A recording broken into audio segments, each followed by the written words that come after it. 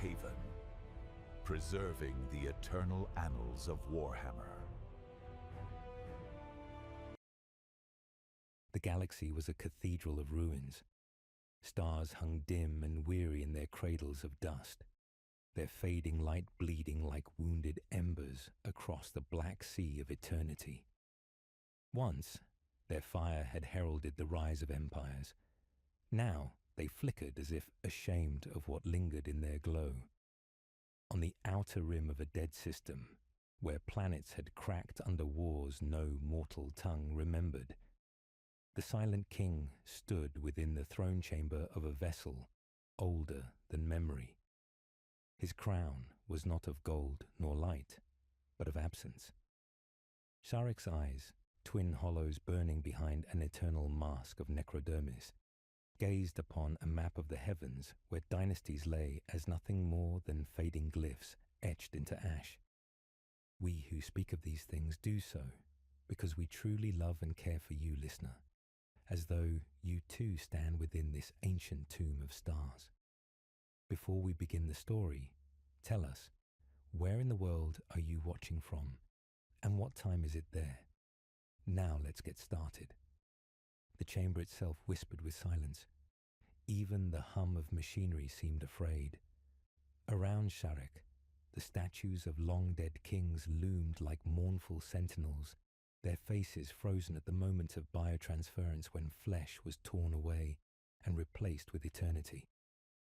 Their gaze judged him still, as though asking why he had dared lead them into this mockery of life. He had no answer for them. Perhaps no answer remained. He remembered the taste of air, though it was memory only. Wind across the mountains of old Necrontyr, before the Citan had stolen their frail bodies and gifted them everlasting shells. He remembered the sound of rain.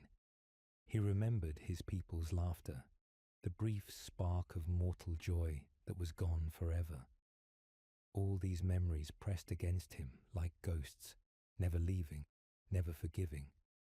It was this ache that made him look outward, beyond his empire of silence, toward those who still carried fragile breath, toward the Eldar. They were young then, still in the throes of their golden arrogance, weaving beauty and cruelty into every world they touched. The Necrons had despised them for that brightness, yet even Sarek could not deny that there was something enviable in their mortality, in the way each heartbeat was precious, because it would never come again. To unite with them, unthinkable, impossible, and yet, perhaps necessary. His court murmured around him. Overlords and cryptecs, their bodies honed into perfect efficiency, spoke in tones of logic and inevitability. The Eldar will betray us, one intoned, its voice like stone cracking under ice. They are vermin, arrogant in their fleeting lives. We must extinguish them, not embrace them. But Zarek did not answer at once. He traced the constellations on the star map, constellations already half erased by wars fought against terrors born in the void. Something greater than Eldar pride pressed against the galaxy's edge, something even the Necron legions could not endure alone. For a moment, he allowed himself to imagine a world where silence and song could stand together, however briefly, against annihilation. "Majesty," said another lord, bowing low, "to consort with mortals is weakness. To seek alliance with dreamers is folly. Let us instead awaken more tombs, call forth more legions. Immortality is our weapon." Immortality. The word rang in Zarek's mind like a curse. What use was eternity if it was spent only in endless wars, in a cycle of conquest and vengeance that would never end? Immortality had given them strength, but it had stripped them of everything else. Joy, art, love, the fragile triumphs of a single life. He had led his people into this fate. Every voice of protest, every memory of agony weighed upon his crown. At last he spoke, his voice low and cold. yet carrying across the hall like thunder muffled by snow. Immortality is not victory, it is chains. If we are to endure, we must look beyond what we despise. Even the Eldar's arrogance may serve, if their visions glimpse what ours cannot. The chamber fell silent. To some, his words were treachery. To others, they were madness. But none dared oppose him openly, for he was the silent king, and though he carried regret like a second crown, his will still bent empires. Later, alone within the observation vault, Sharek stood before the void itself. Through crystal apertures, he beheld the dying light of stars smeared across the abyss.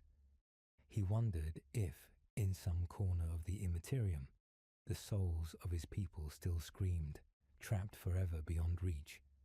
He wondered if the Eldar, for all their brilliance, feared the same fate. Perhaps that was why they sought prophecy, why they wrapped themselves in riddles of tomorrow. The Necrons had abandoned souls, but the Eldar clung to them desperately. Between such opposites, could alliance be forged? A memory returned unbidden. Eldanesh, the mortal who had once dared defy Cain. His defiance had been noble and tragic, crushed beneath divine wrath. The Eldar sang of him still, of his courage and his death. Sharek, though he would never admit it, envied that tale. To live, to fight and to fall. That was a story the Necrons could never again possess. Yet he was king. He could not indulge in envy. His people looked to him, soulless though they were. And so he hardened his thoughts, sharpening them like a blade. If he could bend the Eldar's pride into alliance, perhaps both peoples might survive the storm that gathered.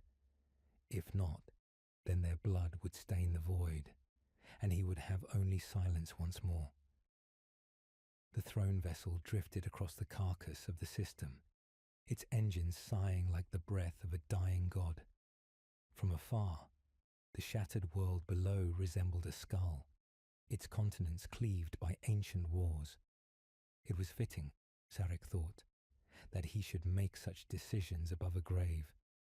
He summoned his cryptex, ordering them to weave the signals that would reach Eldar kind. Not open gestures. No, the Eldar mistrusted clarity. The messages would be veiled, riddled, cloaked in images of starlight and ruin, echoing their own prophetic tongue. The cryptex obeyed, though unease lingered in their hollow eyes. When they were gone, Sarek remained in the chamber, staring into darkness. For the first time in millennia, he allowed himself a whisper, a sound not meant for soldiers or servants, but for the dead who still haunted him. If there is betrayal in this path, he murmured, it will be mine as much as theirs. Yet I cannot endure silence forever. I must try, though it damns me. His words faded into the vault, swallowed by the eternal hush. Beyond the vessel's hull, a comet drifted like a bleeding wound across the stars, its trail burning crimson. Sharek watched it until it vanished into the abyss, a reminder that all things, no matter how bright, were destined to fade. And so, the first step was taken, an alliance born not of trust, but of desperation, fragile as dust, heavy as eternity. Somewhere in the labyrinth of the webway, the Eldar seers stirred, their visions already whispering of this coming pact. And somewhere deeper still, in the fractured prisons of the Citan, laughter echoed, a sound like knives across glass, mocking, hungry, patient. Sharek turned from the void. His crown was silent, his face eternal, but within him warred doubt and longing.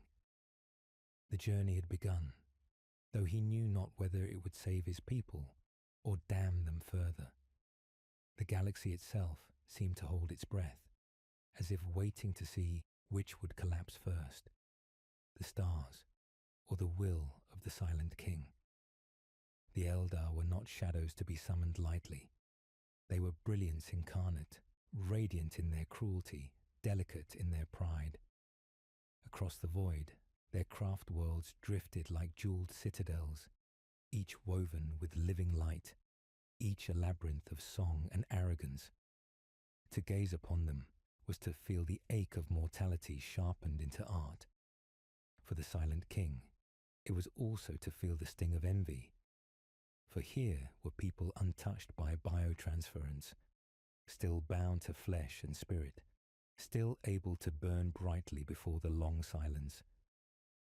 When the first fragments of his signal touched their seer councils, Sarek knew he had unleashed more than a summons.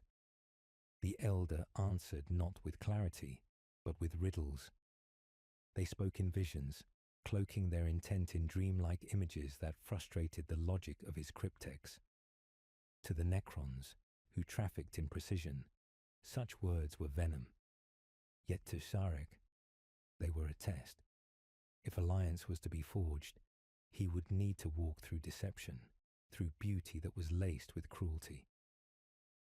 In the dark vault of his command vessel, the council gathered again.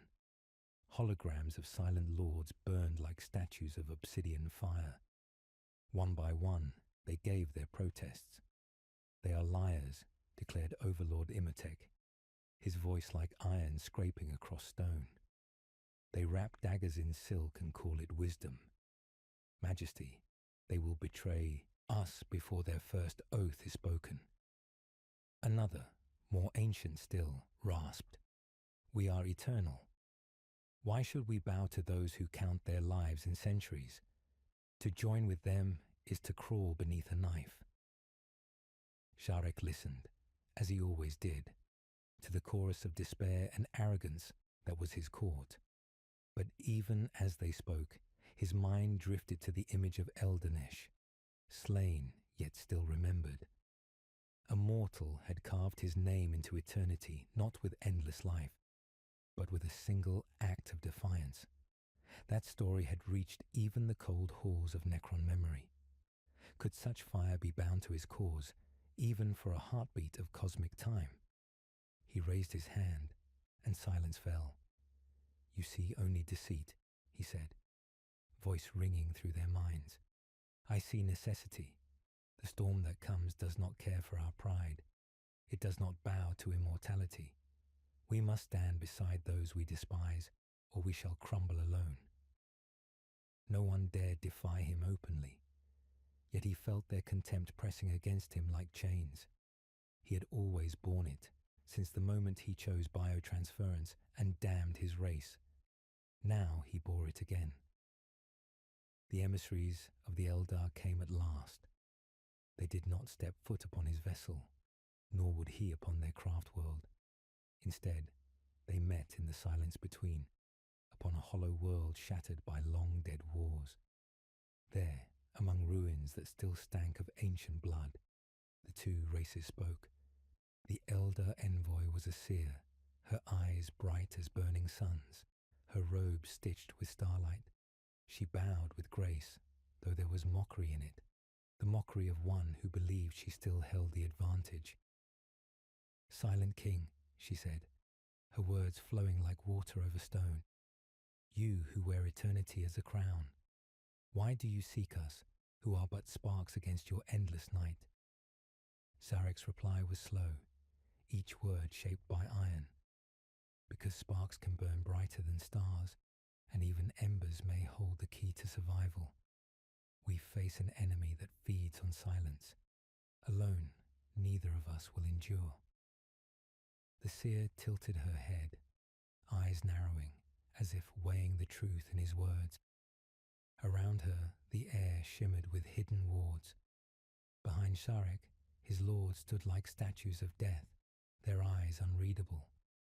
Between them lay a gulf wider than the void, and yet necessity forced them to bridge it. "The Eldar do not kneel," the seer said at last.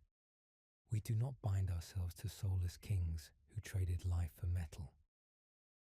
Sarek's voice deepened, carrying the weight of centuries. "Nor do I ask you to kneel. I ask only that we endure long enough to see our enemies bleed. Whatever comes after, betrayal, vengeance, silence, it matters not. But let us not fall before we have the chance to decide our end. There was a stillness then, broken only by the wind that screamed through broken spires. The seer's gaze softened, if only for a moment, and in that moment Sharek saw something. Fear. Fear of the storm that pressed against the edge of their visions. Fear that even the Eldar's pride could not erase. You speak of necessity, she said, but necessity is the mother of treachery. Know this, Silent King. Should your silence fall upon us, we will cut your eternity into pieces. And should your pride consume you, Sharek replied, we will grind your beauty into ash. The pact was sealed in words alone, no signatures, no oaths. Both knew it would break the moment convenience demanded it, yet both also knew the alternative was extinction. Thus, the alliance was born, fragile as glass, heavy as the weight of galaxies.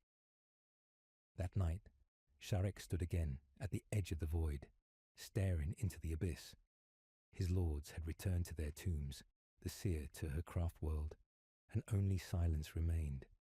He thought of what had been spoken, of the glimmer of fear in her eyes. It gave him no comfort. If anything, it deepened the ache within him. Immortality had robbed him of choice. Every path was endless war, every step chained to regret. Yet now he had chosen to walk alongside mortals whose every heartbeat was more precious than his millennia. He wondered if that was wisdom, or only another layer of folly upon the crown of silence. A shard of the Citan whispered from its crystalline prison in the depths of his ship, laughter sharp and cruel.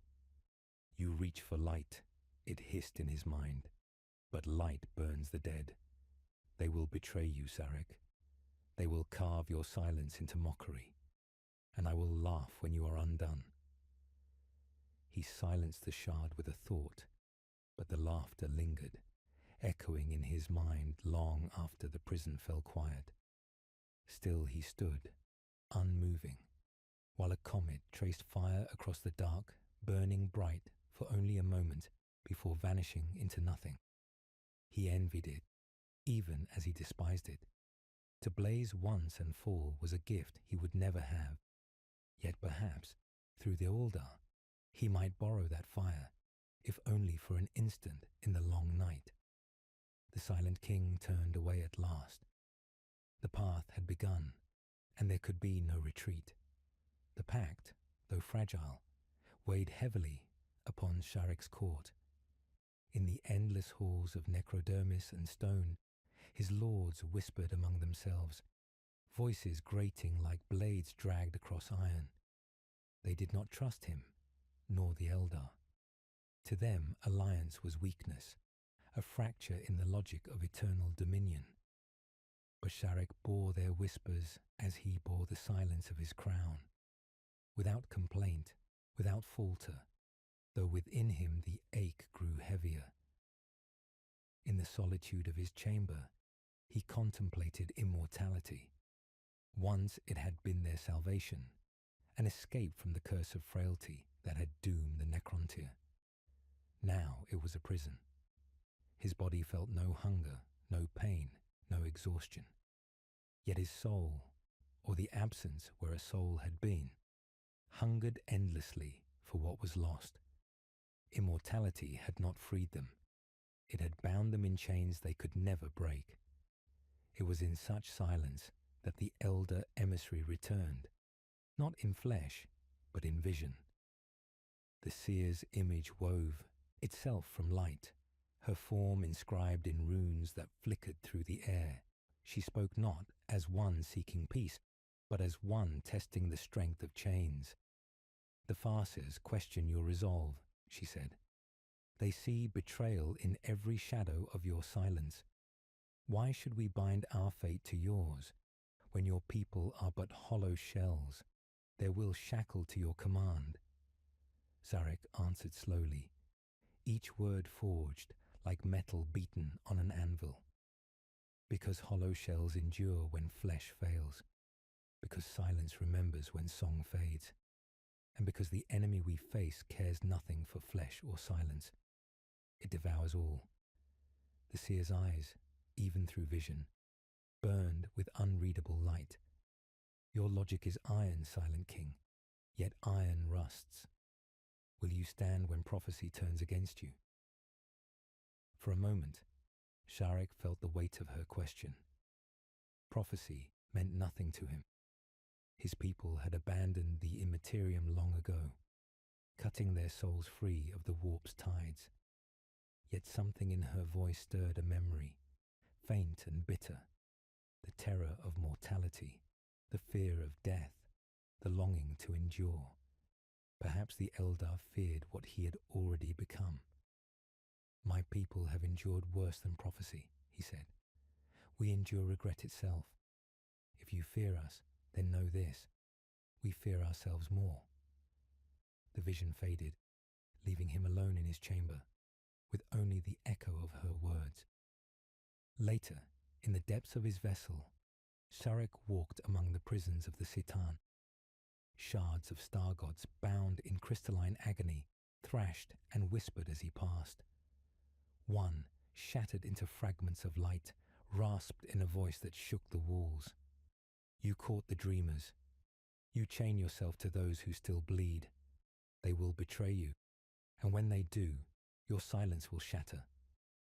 Free us, and we shall show you eternity without doubt, without fear.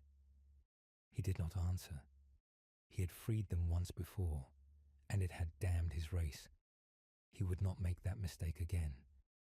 Yet as he turned from the prison, he wondered whether forging alliance with the Eldar was only another form of release, releasing hope where none should exist. His generals pressed him for clarity. Strike them first, one demanded. Destroy them before their schemes unravel us. Another hissed, bind them with oaths, enslave them with logic. They are fragile. Bend them to our will.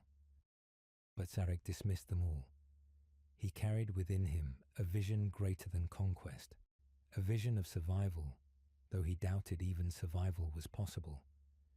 To his lords, he said only, chains forged in immortality are not easily broken, yet if we do not temper them with fire, they will snap beneath the storm. The Eldar are that fire. We will endure it or perish. In the silence that followed, even the machinery seemed to hold its breath. That night, when the stars burned faint above the hollow system, Sarek stood upon the observation deck. He watched as his fleet drifted like an armada of tombs across the void, endless and eternal, yet empty. He imagined them burning beside the craft worlds, fighting shoulder to shoulder with the children of the stars. The thought filled him with both hope and despair, for he knew such union would never last. Still, for now, it was all that remained. A pact of necessity, a bridge built upon mistrust.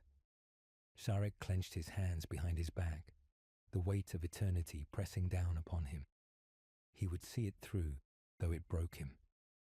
And in the shadows of the webway, the seers watched, their runes spinning in the light of half-forgotten stars, whispering that this alliance was already doomed. The pact was born in whispers and shadows. It was not sealed by banners unfurled or by armies saluting in the light of a newborn sun.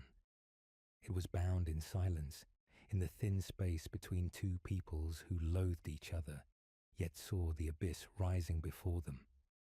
On the hollow world, where their envoys had once stood, Necron and Eldar gathered again, not to proclaim triumph, but to speak of necessity.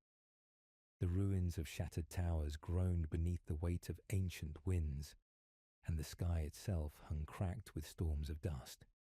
It was a place where betrayal seemed inevitable, where the stones themselves remembered old massacres. The Eldar seers wove illusions into the air, images of their star songs and runes, casting light across broken spires. The Necrons stood unmoving, statues of death, their emerald eyes burning without warmth. Between them drifted words heavy as iron, words that might shape the galaxy or be swallowed in the void before they had meaning. Sharek himself stood at the center, his crown glimmering faintly with the cold light of eternity. His voice carried no flourish, no beauty, only the certainty of silence. "We do not trust you," he said to the Eldar, "and you do not trust us. But trust is not required. What is required is survival, and for this, we will walk together." The Eldar leader, a tall autarch cloaked in robes of violet, smiled thinly. "Your silence does not frighten us, Sarek. Your eternity does not command awe. But your armies, yes, they may be useful for a time. Understand this, when your purpose is done, we will not hesitate to cut your silence from the galaxy." From behind the autarch, the seer who had first spoken with Sharek stepped forward. Her gaze was unreadable, yet her words were heavy with veiled warning. "The storm grows near. Even now I see fragments of it burning at the edges of prophecy. We may fight together, Silent King, but the end written in the skein is betrayal. We will both strike at one another when the void recedes. This is certain." Sarek did not deny it. He could not. In the marrow of his hollow soul, he knew it was true. He nodded once, the gesture sharp as a blade. "Then let it be so. We will use each other as long as we must, and when the time comes, silence will claim what remains." The pact was made. No words of loyalty, no oaths of friendship, only a brittle thread of necessity stretched across an abyss. Around them, their followers hissed and muttered, Eldar guardians fingering their blades, Necron lords radiating cold disdain. The air was so thick with mistrust, it seemed the ruins themselves might crumble under it. And yet, when the gathering ended, when the autarch turned and vanished into light, and the Silent King returned to his vessel, the alliance was real, fragile, poisoned, doomed, but real. That night, Sharek walked the deserted halls of his throne ship. The silence pressed heavily, broken only by the faint hiss of stasis fields and the whispering of imprisoned shards. His thoughts drifted, as they always did, to the faces of his people before biotransference, their eyes filled with pain, with hope, with fury. He had stolen all of that from them, traded it for endless endurance. And now he bartered with their eternity again, tying it to the arrogance of the Eldar. In the darkness of the observation deck, he whispered words none would hear. "I am king of silence, yet I have bound myself to those who sing. May the stars forgive me." His words were answered by laughter, faint and cruel, echoing from the crystalline prison of a Citan shard. It mocked him, promising that betrayal would come, that his silence would be shattered by those who lived in song. Sharek turned away, but the sound lingered, gnawing at the edges of his resolve. When the first campaigns of the Alliance began, the galaxy itself seemed to recoil. Eldar fleets of living light and Necron armadas of tombsteel swept across systems scarred by the void-born threat. For a time, their blades and beams turned outward, carving through horrors that slithered from the dark beyond. Yet even as they fought side by side, suspicion hung between every maneuver. Eldar captains whispered that the Necrons marched like machines, without honor, without spirit. Necron lords sneered that the Eldar wasted lives in flourishes of vanity, scattering sparks that could never last. In one battle above the husk of a dying star, Necron phalanxes and Eldar aspect warriors fought upon the same shattered world. Together they broke the void spawn, their enemies torn apart by cold precision and burning grace. Yet when the last creature fell, The warriors turned their weapons upon each other, only halted when Zarek himself strode into the field. His presence was a shadow that silenced even Eldar laughter. His words, colder than death, forbade bloodshed. The Alliance survived that day, but only just. Each encounter was the same. Unity against the abyss, then near betrayal as soon as victory was at hand. Zarek felt the tension coil tighter with every battle, knew that it was not a matter of if, but when the thread would snap. And still, he pressed forward, because necessity demanded it, and necessity was all he had left. On a night when the stars burned low, he met again with the seer in secret.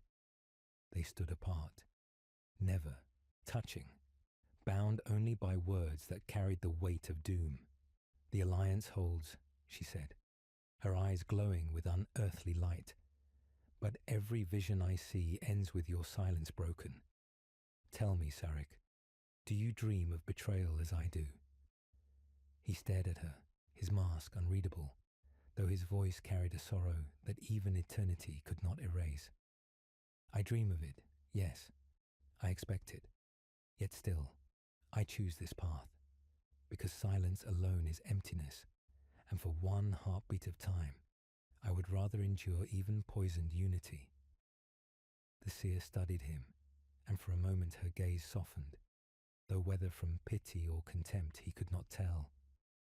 "You are a tragic king," she said, "bound by silence yet reaching for song. I almost pity you." He gave no answer. There was nothing left to say. When she was gone, when her light had faded from the ruins, Zarek stood alone again, gazing at the horizon of stars. The pact held, but betrayal lingered like a shadow on every word, on every glance, on every fleeting heartbeat. The Silent King knew that he had chained himself to inevitability, yet he would walk the path until the end, whether that end was survival or silence eternal. The prisons of the star gods pulsed with dim, malignant light. Deep within the heart of the Silent King's vessel, chambers of black stone and shimmering crystal held fragments of beings older than suns, the Setan. They were shattered into 1,000 shards, bound by chains of impossible energy, their whispers seeping through every seam of their cages. Zarek walked among them often, though each step carried the weight of regret. It was here, among their broken voices, that his resolve was most tested.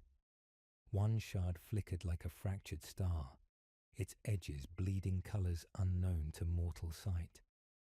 Its voice slithered through the air, as soft as silk and sharp as knives. "You caught the dreamers, Zarek.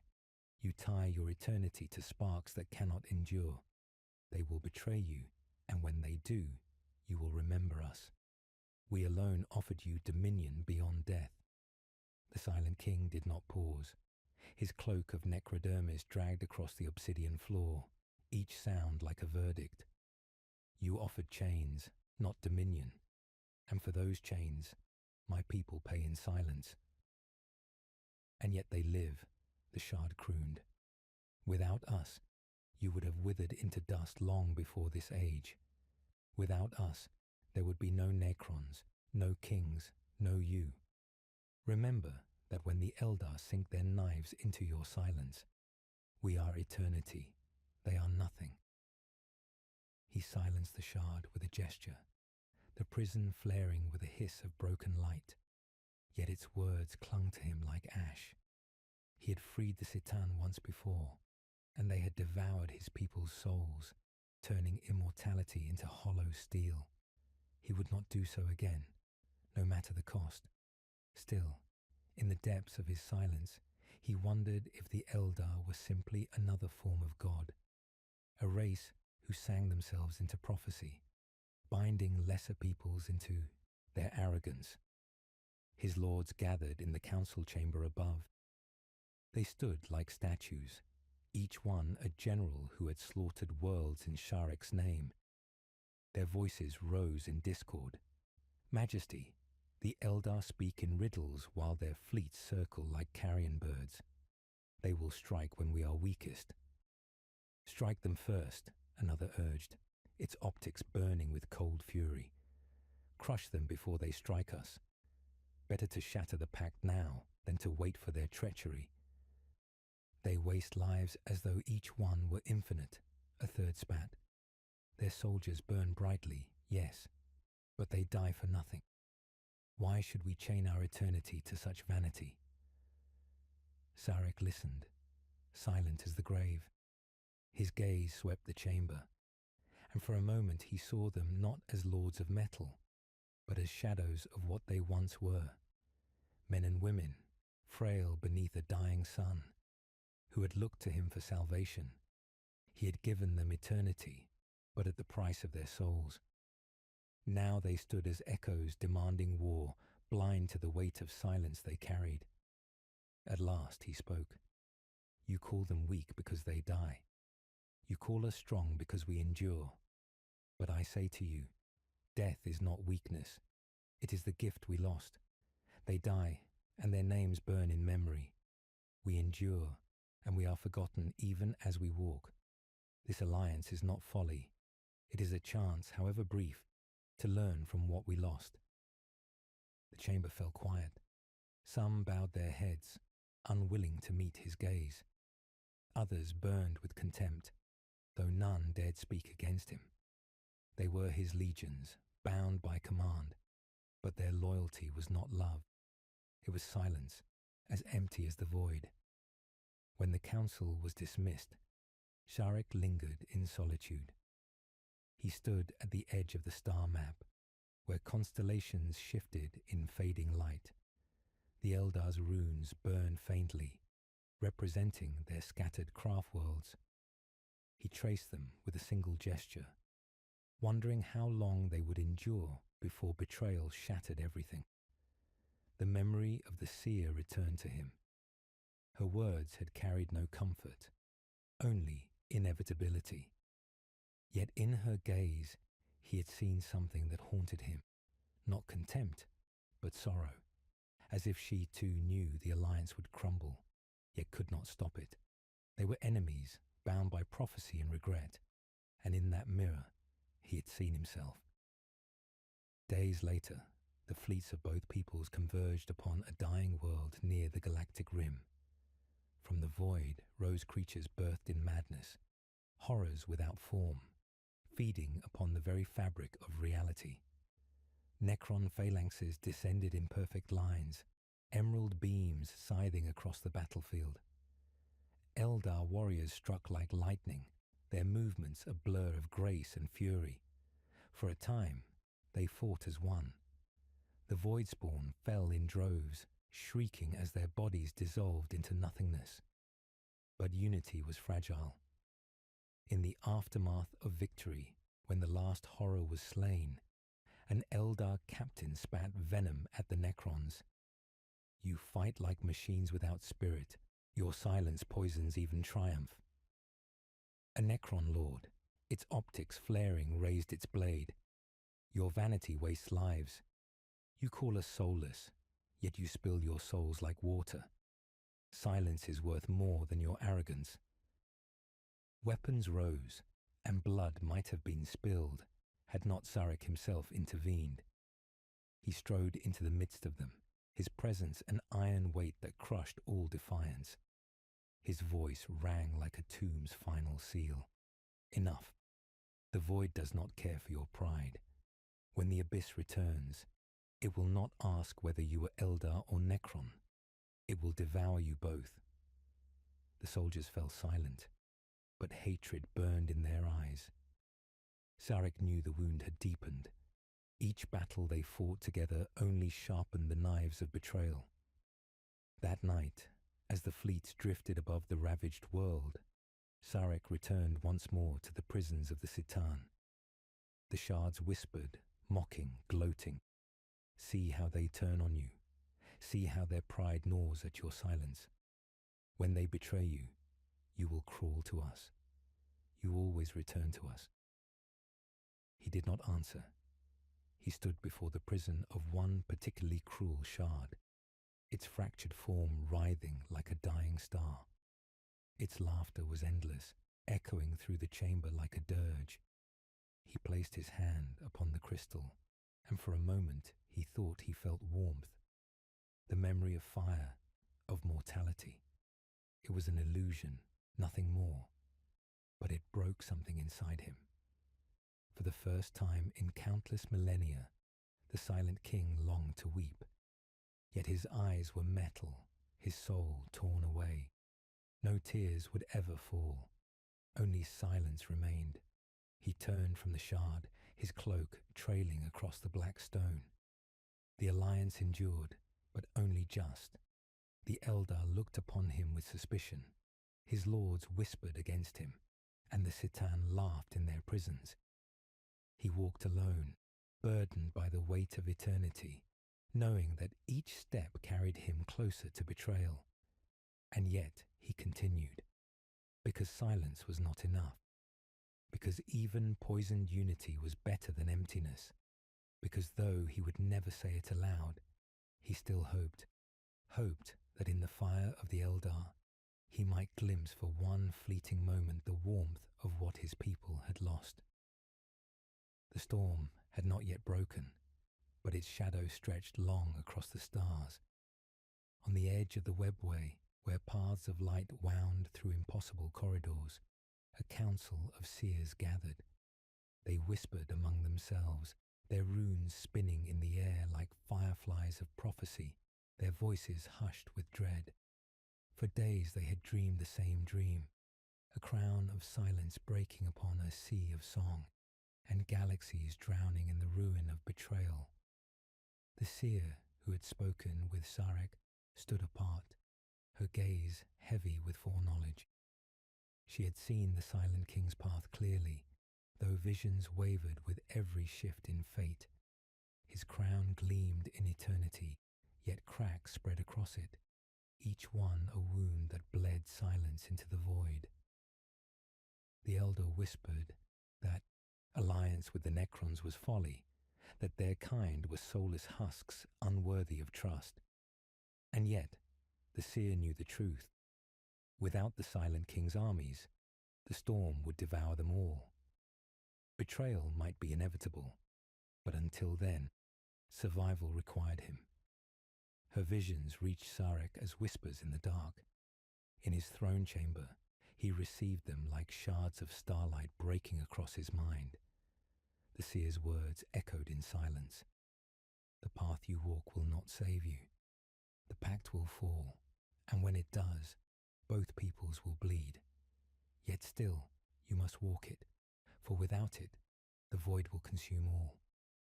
Sarek stood unmoving, but within him something stirred. He had never bowed to prophecy.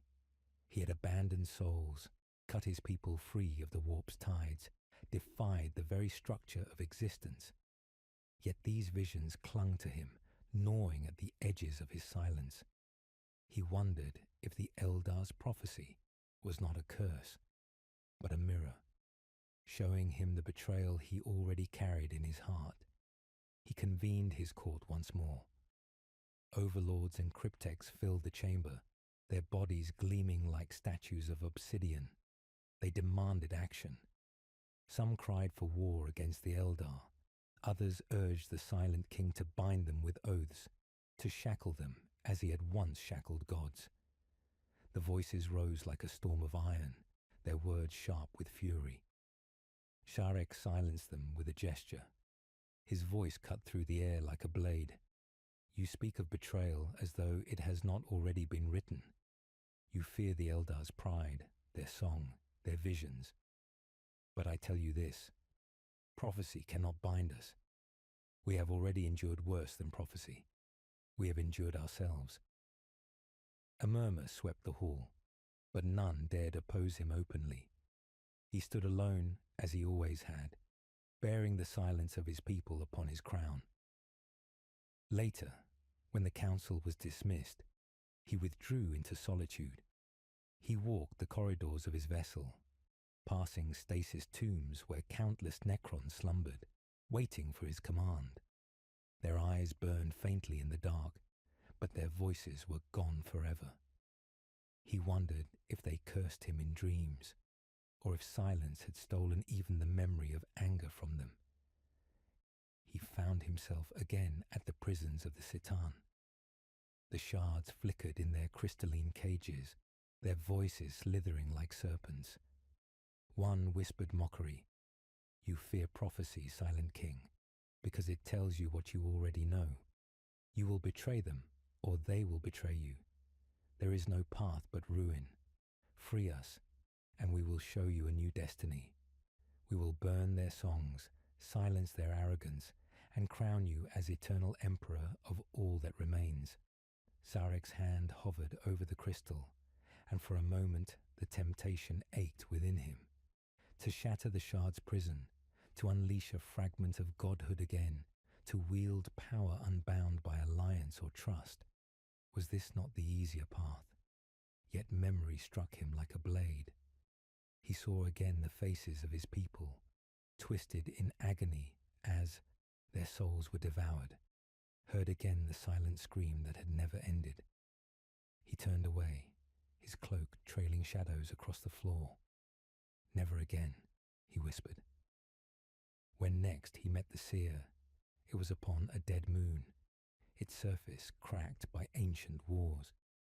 The sky above was a canvas of dust and stars, and the ruins beneath their feet crumbled with every step. She stood waiting, her eyes reflecting light not of the sun, but of something deeper. "You walk against the grain of prophecy," she said. "Yet every vision I see ends the same. Silence and song cannot endure together. One will consume the other. You must know this." Sarek's voice was low, but carried the weight of millennia. "I know it. I expect it.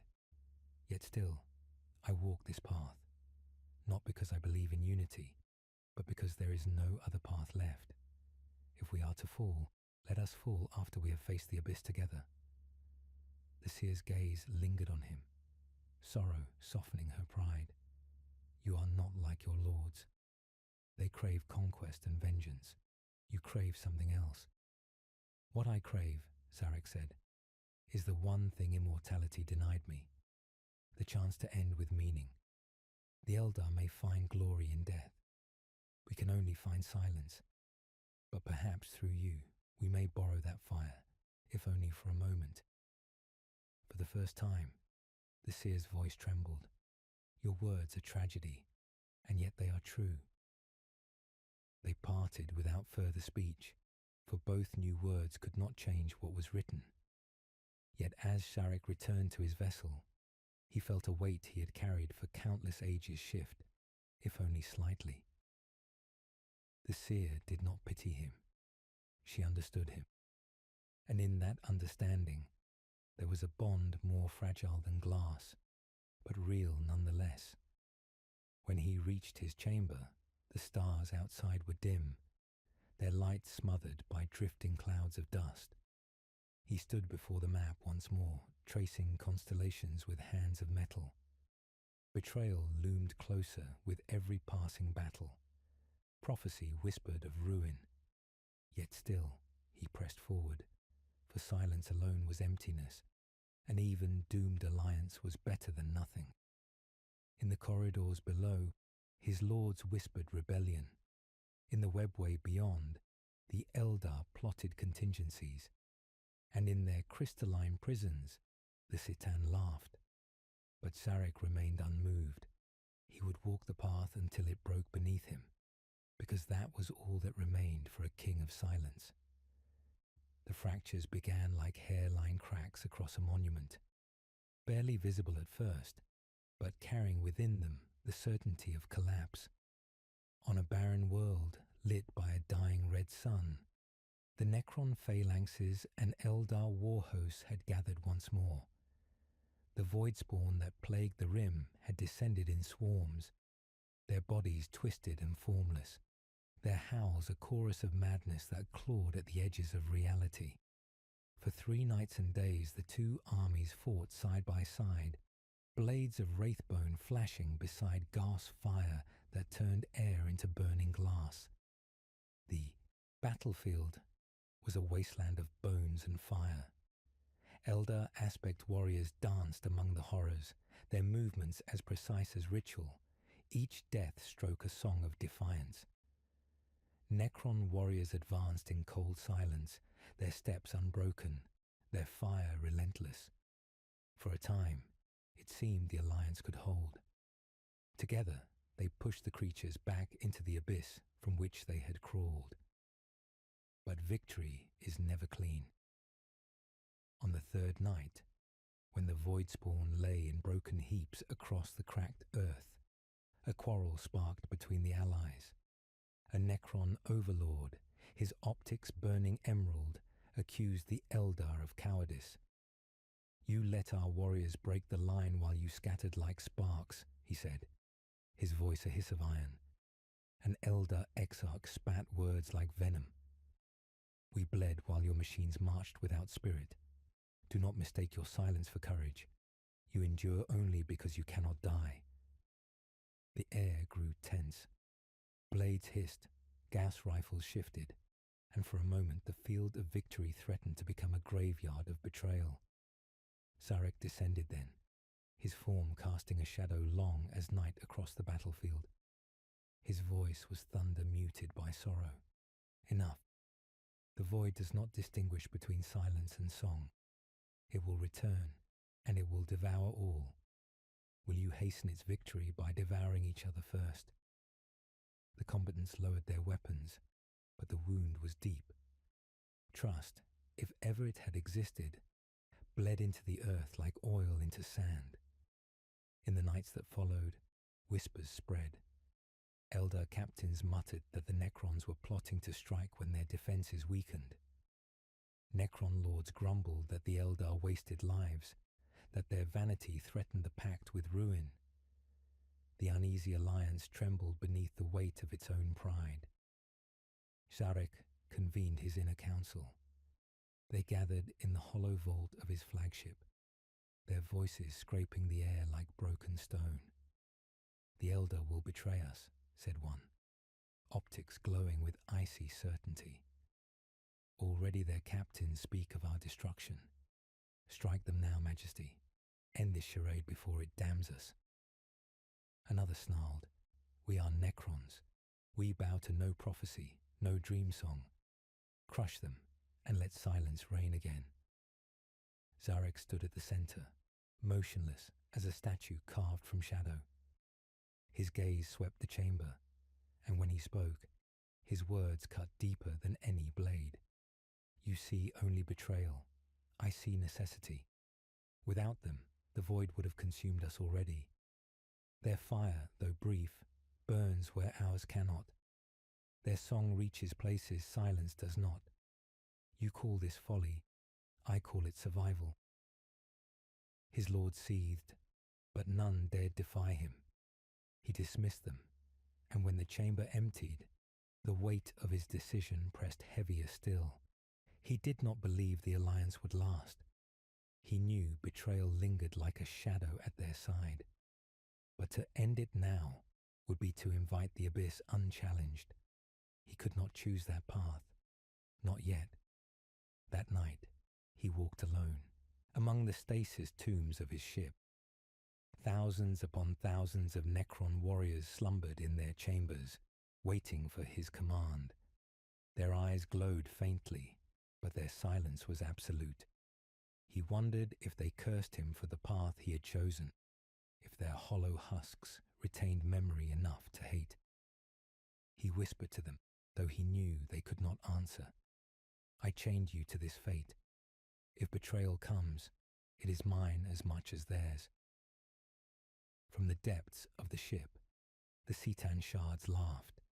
Their crystalline prisons pulsed with light, mocking him with every flicker. "See how they turn upon you," one crooned. "See how your silence cracks. They will betray you, Sarek. And when they do, you will crawl to us. You cannot silence eternity. You cannot silence us." He turned from them, his resolve unbroken, but their words gnawed at the edges of his mind. He had defied gods before, yet the weight of prophecy and mistrust pressed harder than any divine chain. When he next met with the Eldar seer, it was in the ruins of a temple lost to time. The walls had collapsed, the ceiling open to a sky thick with ash. She stood among the rubble, her eyes reflecting the light of dying stars. "The visions grow darker," she said. "The skein is torn with war. I see our warriors raising blades against yours. I see silence breaking upon song. The pact cannot hold." Sharek regarded her, his mask unreadable, his voice low and cold. "I know, yet still we fight together. I do not seek eternity in this alliance. I seek only to endure long enough to choose the manner of our fall." Her gaze softened, sorrow glimmering in her eyes. "You carry regret as though it were your crown." "It is my crown," he answered. "Silence, regret, eternity, they are all I have left." For a moment, the seer's hand lifted, as though to reach for him, but she let it fall. Between them lay centuries of hatred, chains of prophecy, and the certainty of betrayal. Yet in that instant there was understanding, a bond more fragile than glass, but real nonetheless. When they parted, the ruins seemed emptier, the stars above dimmer. Sharek returned to his fleet, his steps echoing like the march of tombs. He knew the fractures were widening, that each battle fought together only deepened the fault lines. But still he pressed forward, because silence alone was emptiness, and even poisoned unity was better than despair. The red sun burned low, casting its last light across the dead world. The Necron armies marched into the void once more, their silence unbroken. The Eldar sang their battle songs, voices rising like flames in the night. Two peoples bound by necessity, walking toward an end both knew would come. And somewhere in the dark between stars, betrayal stirred, patient as death. The webway was not a place for silence. It was a labyrinth of endless paths, a living maze of light and shadow that breathed with the pulse of infinity. The Eldar moved through it as if it were their second skin. But to Sharek and his kind, it was a wound carved into reality itself, unnatural, unstable, filled with whispers that no soulless being could understand. Yet necessity forced him to breach its thresholds. The Silent King sent spies of metal and shadow into its twisting corridors, constructs that carried no soul, no echo in the warp, only the cold hunger of obedience. Scarabs crawled like glimmers of emerald flame. Silent stalkers moved through tunnels of impossible geometry, and their eyes brought him truth. What they found was what Sarek had always known. The Eldar were planning for the day when alliance would fracture. Within the heart of their hidden sanctuaries, runes of betrayal burned upon wraithbone walls. Seer councils whispered strategies not of partnership, but of preemption. They would bleed the Necrons against the void, and when the storm receded, they would strike swiftly, ensuring silence never again threatened their song. The visions were clear. Betrayal was not possibility, but certainty. The reports came to Sharek in the hollow stillness of his throne chamber. He studied them in silence, his gaze fixed upon shifting illusions of Eldar councils, their faces alive with fire and pride. He felt no surprise. He had expected nothing else. Yet expectation did not lessen the weight. Betrayal was heavy, not because it was unexpected, but because it was inevitable. His lords pressed him. They demanded retribution, their voices sharp as iron. "Strike now," one hissed. "Tear their craft worlds apart before they unleash their treachery. They are fragile, unprepared. We are eternal." Another growled. "Every moment we delay, we feed their schemes. You chained us to this alliance, Majesty. Now unchain us before it damns us." But Sarek did not yield. His voice, cold and hollow, silenced the chamber. If we strike first, we become what they fear. If we end the pact now, the abyss will consume us both. We will endure their plotting until the void itself is broken. Only then will silence and song decide their final reckoning. The lords recoiled, some in fury, others in reluctant submission. None understood the burden he bore. To them, war was mathematics, betrayal was efficiency. To Sarek, it was memory. He remembered the faces of his people before the silence, remembered how hope had burned in their fragile flesh. That memory bound him to a path he despised, but could not abandon. The spies brought more than whispers of betrayal. They uncovered prophecies etched into wraithbone, visions painted in blood and light. In them, the Eldar saw themselves triumphant, their enemies ground into ash, their song rising unchallenged across the stars. Sarek studied these visions with a hollow gaze. He saw his own image there too, his crown shattered, his silence broken upon their arrogance. And though he felt no fear, he felt the ache of inevitability. He summoned the seer once more. They met not in council, chambers, but in a hidden corner of the webway itself, where fractured light fell across black stone and echoes of forgotten battles lingered. She stood with her runes circling like stars, her gaze heavy with knowing. "You have seen," she said, her voice low. "You know what my people plan. You know what I have foreseen. The pact cannot hold." Sarek regarded her with eyes that burned without flame. "I know, and yet I will not break it first." The seer's lips trembled, as though caught between truth and pity. "You are a fool, silent king. You cling to necessity as though it will save you. It will not. My visions show only ruin.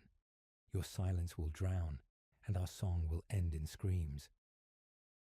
"Then let it end," Sarek said. "But it will end after we have faced the abyss together. That much I will claim." Her runes faltered, their light dimming. For a heartbeat, sorrow shadowed her pride.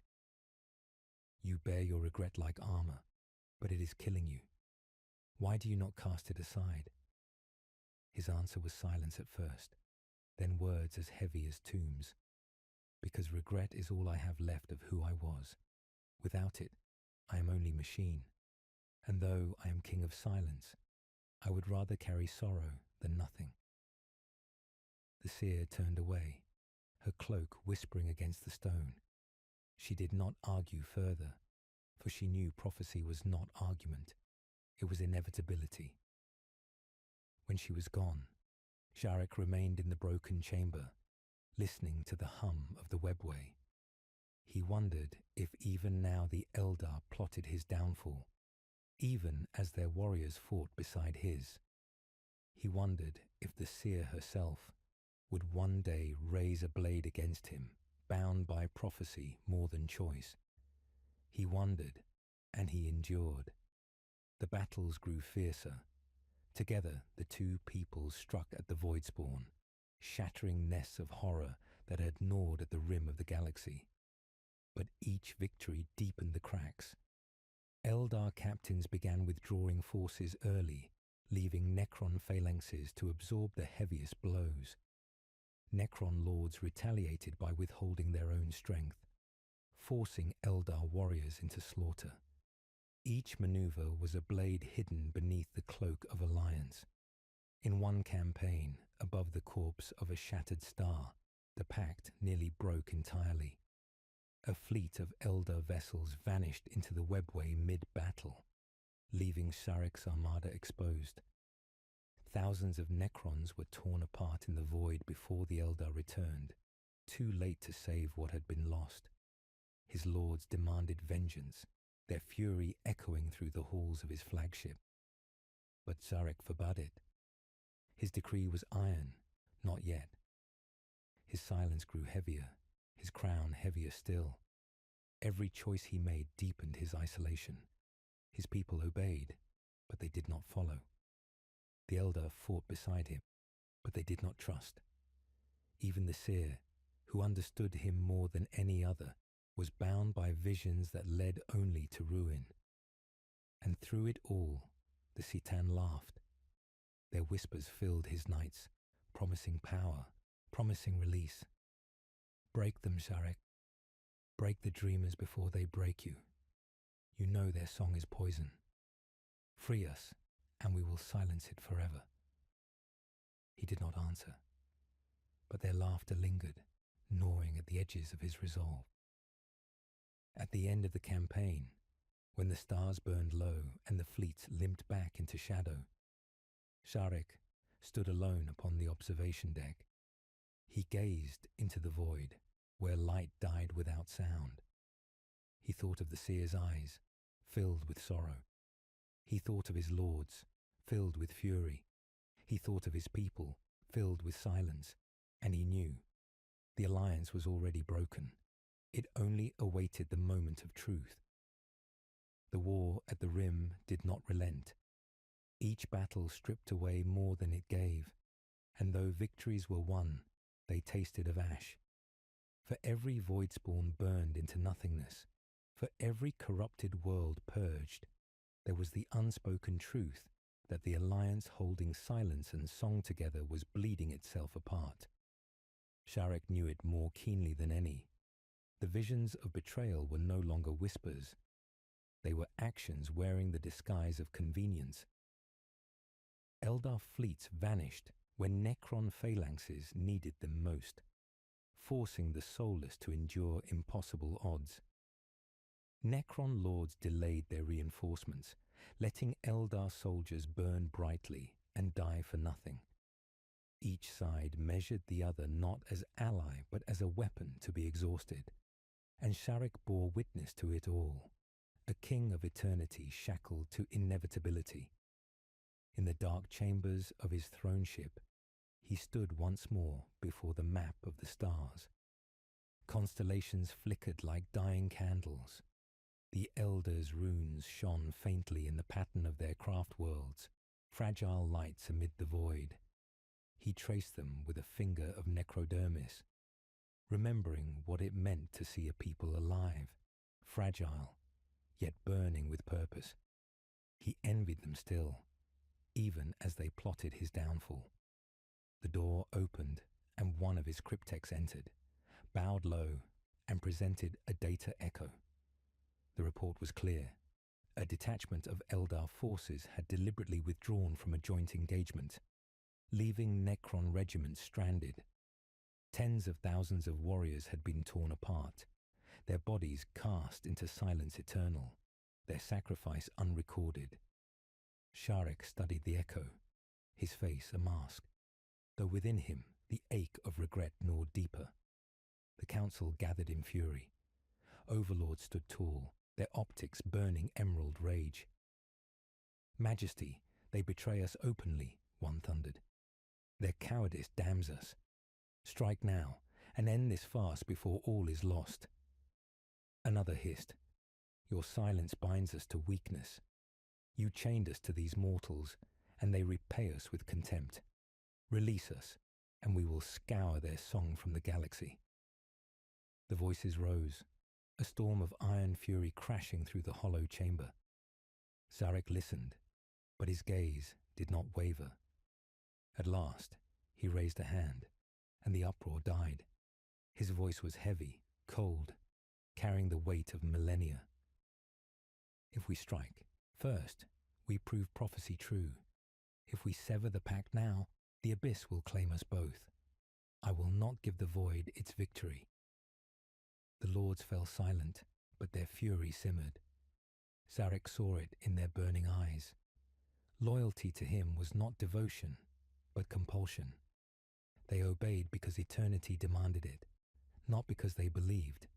And he, their king, carried the burden of choices they despised. That night, he walked the empty corridors of his vessel. The stasis tombs whispered around him. Endless ranks of warriors asleep in silence, waiting for a war that would never end. He passed them like a mourner in a graveyard, his cloak dragging across black stone. His steps carried him to the prisons of the Citan once more. The shards pulsed in their crystalline cages, voices hissing like serpents through the air. One laughed, sharp and cruel. See how they betray you, Sarek. See how their pride gnaws at your silence. They do not fight beside you. They bleed you until you are weak. Free us, and we will burn their arrogance. Free us, and we will show you eternity without chains. Sarek placed a hand against the prison wall. The shard flared, its voice sliding into his mind. You know the truth, Silent King. You carry regret, but regret is weakness. Cast it aside. Choose dominion, not sorrow. Choose power, not pity. His voice was low, but unyielding. I chose you once. I will never choose you again. He turned away, but the shard's laughter followed him, echoing like a wound through the corridors. Days later, he met the seer again. They stood upon the edge of a fractured world, its crust broken open to reveal rivers of molten fire. The sky above was a shroud of ash, the stars hidden beyond the storm. She looked at him, with eyes heavy with inevitability. You know what my people plan, she said. You know their treachery grows bolder. The pact is bleeding to death. Sarek's voice carried no anger, only the gravity of silence. I know, yet I will not be the one to break it. The seer stepped closer, her runes circling like dying suns. Why? Why cling to a pact already drowned in betrayal? Why endure what cannot last? Because silence alone is nothing, he said. Because even doomed unity is better than emptiness. Because if betrayal is inevitable, let it be theirs, not mine. For a moment, she studied him as though searching for something beyond his mask. Her voice softened, edged with sorrow. You carry a burden even my kind cannot imagine. You damned your people to eternity, and now you seek meaning where there is none. But meaning cannot be forged from betrayal. Sarek turned his gaze to the horizon, where molten rivers bled across the land. Meaning is not found, he said. It is carried, even if it breaks me. The seer's hand lifted slightly, as though to reach for him, but she let it fall. Between them lay centuries of hatred, prophecy, and inevitability. Yet in her eyes, for a fleeting instant, he saw not contempt but understanding. Then she turned away, her cloak vanishing into the ash. When she was gone, Sarek remained alone. He felt the weight of her visions pressing upon him, the certainty of betrayal heavy as his crown. He wondered if she would one day be the one to raise a blade against him, compelled not by choice but by prophecy. He wondered, and he endured. The next campaign came swiftly. A fleet of Eldar ships and Necron tomb vessels descended upon a nest of voidspawn near the galactic rim. The battle was fierce, the void filled with fire and shadow. Together they fought, blades of light beside beams of death. Yet when the tide turned and victory was near, the Eldar withdrew once more, abandoning the Necrons to slaughter. Tens of thousands fell in silence. Whole regiments dissolved beneath the howls of the abyss. Sarek's orders held the line, but the price was unbearable. When at last the Eldar returned, it was too late. The field was a graveyard of silence. In the aftermath, his lords confronted him. Their fury was absolute. Majesty, no more, one declared. You chained us to their song, and their song has become our dirge. End this alliance, or we will. For a long moment, Sarek said nothing. He stood among them like a statue of eternity, his gaze fixed on the void beyond. Then slowly, he spoke. No, not yet. The lords recoiled, rage blazing in their eyes. But and none dared move against him. Not yet. He dismissed them, their fury trailing behind them like smoke. Alone once more, Sharek returned to the observation deck. He gazed into the abyss, where stars flickered faintly, their light consumed by shadows. His crown weighed heavier than ever. The Alliance was dying, its heart rotted by mistrust, its body bleeding in silence. And he knew the truth. When betrayal came, it would not be sudden. It was already here, unfolding piece by piece, each wound another step toward the end. And still, he endured, because to endure was all that remained. The air above the broken moon was a haze of fire and ash, its surface cracked by battles long forgotten, its sky torn open by the remnants of ancient war. It was here, on this desolate world, where silence lingered in the bones of the ground, that Sharek came face to face with the living fire of Eldar pride. The Autarch awaited him, a figure draped in violet and gold, the glimmer of his war mask reflecting the pale light of dying stars. Around them, their retinue stood at distance, weapons lowered but not forgotten, as though both sides expected words to ignite into blades. The Autarch's voice was sharp, each syllable striking like a spear. Your silence is a weight upon us, Sarek. You drag our warriors into death, burying them beneath your endless machines. The pact bleeds, and still you demand we endure it. Do you mistake necessity for strength? Zarek stood unmoving, his crown burning faintly with green fire. His voice was low, but it rolled across the ruins like thunder smothered in sorrow. You call my silence weakness, yet it has endured while countless sons have died. You burn brightly, yes, but every flame you spend brings you closer to ash. Without us, your song would have already ended. The Autarch's hand drifted toward the hilt of his blade. Though he did not draw it, his words came through gritted teeth. Do not mistake endurance for greatness. We fight because we choose to. You fight because you cannot die. Sharek's optics narrowed, though his body remained still as stone. Perhaps, but the abyss does not ask whether we fight by choice or by chains. It consumes regardless, and it will consume you first, if we fall. The silence that followed was brittle, each breath of wind scraping against the bones of the ruins. The Autarch studied him with eyes that blazed with pride, and though he said nothing more, Sarek knew what lingered behind his mask. Mistrust sharpened into certainty, betrayal waiting for its moment. When the Autarch turned away, the seer stepped forward. She carried herself with the weight of prophecy, her runes circling in dim light. Her eyes held neither fire nor arrogance, only sorrow. You walk on the edge of inevitability, she said softly. Every vision I cast shows the same end. Our pact will break, and the galaxy will bleed for it. Zarek regarded her for a long moment, then turned his gaze to the fractured sky.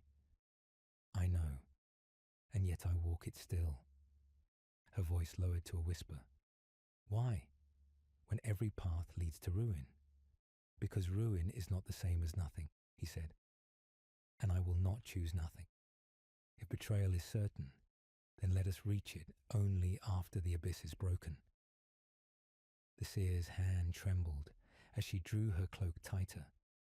For an instant, it seemed as though she might speak again, but instead, she bowed her head and stepped back into the shadows. The Autarch's retinue gathered, and soon the Eldar were gone, vanishing into the folds of the webway, leaving only dust and silence behind. Sharek stood alone upon the cracked surface of the moon. His lords pressed around him, whispering demands of vengeance, urging him to end the charade before it ended him. But he dismissed them with a gesture, his gaze fixed upon the void above. Betrayal was certain, but it would not come from his hand. Not yet. That night, as his vessel drifted across the ruins of the system, Sarek returned once more to the prisons of the Citan. The shards pulsed within their cages, their fractured forms writhing with hunger. One shard flared brightly as he approached, its voice sliding into his mind like molten glass. They despise you, Sarek. Their pride is poison. Already they plot your destruction. Free us, and we will unmake them. Free us, and we will silence their song before it pierces your crown. He stood before the prison, his hand brushing against the crystal. For an instant, he imagined what it would be to unleash them. Again, power beyond imagining, vengeance swift and absolute. Yet memory returned, bitter and sharp. He saw again the agony of his people as their souls were devoured, heard again the endless scream that had never ended. His hand fell away. Never again, he said, his voice heavy as tombstone. The shard laughed, its sound like shattering glass. Then you will fall with them, and we will laugh when silence breaks. He turned from their cages, the laughter following him through the halls like a curse. The next campaign came swiftly. Necron fleets and Eldar craft worlds descended together upon a world wrapped in storms of shadow. The Voidspawn rose to meet them, an endless tide of howling creatures that clawed at reality itself. The battle raged for days, the sky torn open by light and fire. Eldar warriors fought with desperate grace, their lives flaring bright before burning out. Necron phalanxes advanced in silence, their fire unbroken, their steps relentless. For a time, it seemed they might hold, but betrayal seeped even here. At the height of the battle, an Eldar detachment pulled away, vanishing into the webway without explanation. Necron lines faltered, their flank exposed. Sarek himself descended into the fray, his presence a shadow that steadied his legions. Under his command, they held the line, but at terrible cost. Tens of thousands were broken, their bodies crumbling into silence eternal. When the Eldar returned, it was too late. The Voidspawn lay defeated, but the field was a graveyard. Sarek's lords stood in fury, their voices a storm of accusation. Majesty, no more. They betray us with every battle. If you will not end this alliance, then we will. Sarek raised his hand, and silence fell. His voice was iron, though sorrow coiled within it. You will not yet. If they betray us openly, then we will answer. But until then, we endure. His lord bowed, but their fury was not extinguished. It burned beneath their silence, waiting for the moment when obedience could no longer bind them. Later, Sarek stood once more at the edge of the observation deck. The stars stretched out before him, dim and weary, their light struggling against the void. He thought of the seer's eyes, filled with sorrow, and of the Autarch's blade, trembling with pride. He thought of his people, bound to eternity yet empty, and he thought of himself, a king of silence walking a path that could only end in ruin. The crown upon his head burned heavy, a weight not of gold, but of regret. He whispered into the void, though no one could hear. If betrayal is the end, then let it come. But let it come after we have broken the abyss. Let it come when all else is silence. The stars gave no answer, only the endless night. The storm broke above a world of shattered seas, where black waves struck against jagged cliffs of bone and glass. For weeks, the abyss had vomited its horrors across the rim, a tide of screaming forms that clawed at reality. Now, the Alliance gathered its full strength. Necron tomb ships hung like mausoleums in the void, their green light casting shadows across the oceans below. Eldar craftworld fleets shimmered like jewels, their elegant forms bending starlight into rivers of fire. Together they fell upon the tide, silence and song clashing against the endless scream. The battle stretched across days. Eldar war hosts rained fire from the skies, their aspect warriors dancing upon the black cliffs, blades flashing in arcs of living light. Necron phalanxes marched across the drowned shores, their gorse fire turning water to steam, their lines unbroken even as the sea boiled with corpses. For a time, it seemed as though they might triumph. The Voidspawn faltered, their shrieks weakening beneath the combined weight of precision and prophecy. Yet cracks split the pact even in the midst of slaughter. Eldar commanders refused orders, pulling their fleets to strike targets that served only their pride. Necron lords withheld reinforcements, watching with cold satisfaction as Eldar blood stained the waves. The alliance fought outward, but beneath the surface, it tore itself apart. At the height of the battle, the betrayal came. A detachment of Eldar vessels commanded by captains weary of silence broke formation. They vanished into the webway, abandoning Necron regiments locked in desperate struggle upon the cliffs. The line faltered. Tens of thousands of Necrons were dragged into the abyss, their bodies torn apart, their silence drowned beneath the scream. Sarek descended himself, his form a shadow of eternity amid the chaos. He strode across the cliffs, his crown burning with cold fire, his voice echoing commands that steadied his faltering phalanxes. Where he walked, the line held. Where he lifted his hand, the abyss recoiled. Yet even as he drove his warriors forward, he knew the cost was unbearable. The Eldar had chosen betrayal not in secret, but upon the battlefield itself. When the tide was finally broken, when the last horror shrieked and dissolved into the Black Sea, the cliffs were a graveyard. Necron ranks lay shattered, their bodies crumbled into ash. Eldar corpses drifted in the boiling waves, their song ended in silence. Victory had been won, but it was hollow, bought with treachery and regret. In the aftermath, Sarek stood upon the ruined shore, his cloak heavy with ash. His lords gathered around him, their voices rising in fury.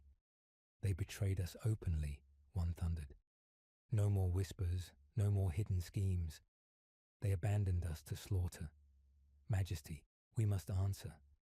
Let us strike their craft worlds, tear their arrogance from the stars.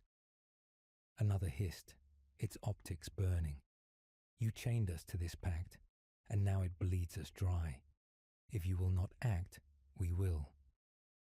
Their voices became a storm, rage boiling over centuries of silence. For the first time, Sarek saw more than dissent in their eyes. He saw rebellion. Their obedience was cracking, their loyalty fraying. Even eternity could not bind fury forever. He raised his hand, and silence fell, though it trembled with restrained defiance. His voice was low, yet it carried the weight of iron. No, not yet. The abyss still lingers. If we strike now, we give the void its victory. We endure until the last shadow is broken. After that, silence and song will decide their fate. The lords recoiled, some in submission, others in smouldering rage, but none defied him openly. They turned away, their silence heavier than before, their fury festering in the dark. Sarek knew he had not convinced them. He had only delayed the inevitable. That night, as the fleets drifted above the shattered world, Sarek stood alone upon the observation deck. The stars stretched dim across the void, their light drowned by storms.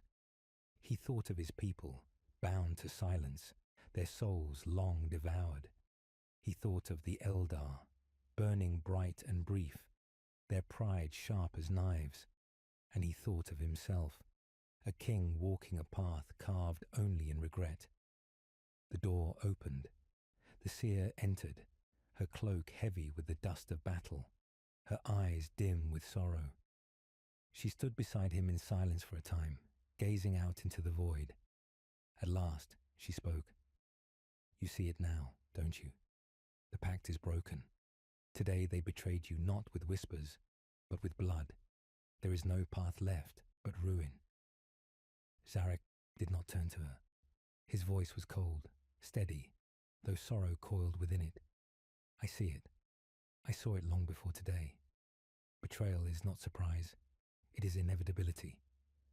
Her eyes flickered, searching his face. Then why still endure? Why cling to silence when silence brings only death? Because, he said, I damn my people once. I will not damn them again by choosing vengeance before necessity is ended. Let them strike first. Let history judge them. I will endure until there is nothing left to endure. The seer's runes faltered, their light dimming.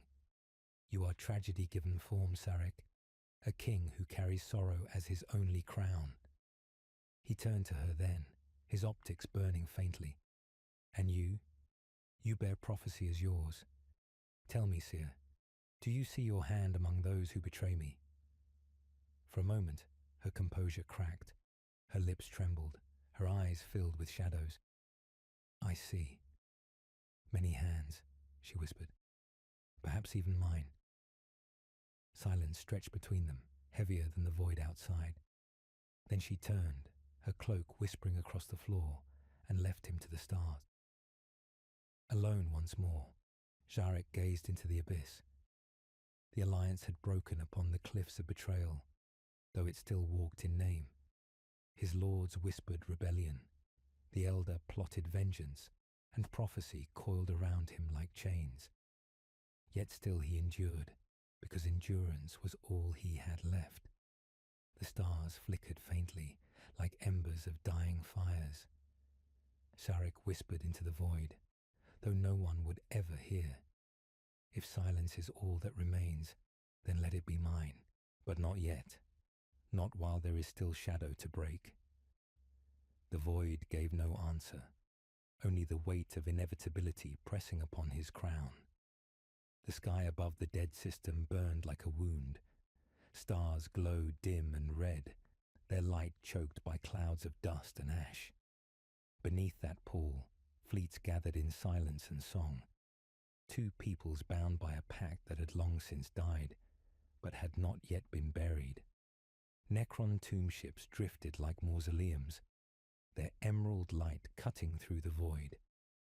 Eldar craftworld vessels glimmered with spectral fire, their forms like shards of living crystal. Between them stretched not alliance, but a gulf heavy with mistrust. On the blackened surface of the central world, the silent king stood among the ruins of a once living city. Its towers were broken spines, its plazas seas of ash. He gazed upon it with the hollow patience of eternity, and in that silence he felt the weight of the final fracture pressing upon him. His crown was heavier than ever, each motion slower, as though even his immortal form buckled under the inevitability of what was to come. His lords gathered around him, their optics flaring with restrained fury. One stepped forward, its voice sharp as iron. Majesty, no more waiting. The Eldar have betrayed us openly, time and time again, and now their fleets circle like carrion over this world. They do not come to fight beside us. They come to end us. Another hissed, its tone dripping with venom. Already they whisper with our own kind. Already they sow dissent among your legions. They will strike Sarek. If you will not act, then we will. The Silent King turned to them, his eyes glowing faintly in the gloom. His voice was calm, but it struck the air like a funeral bell.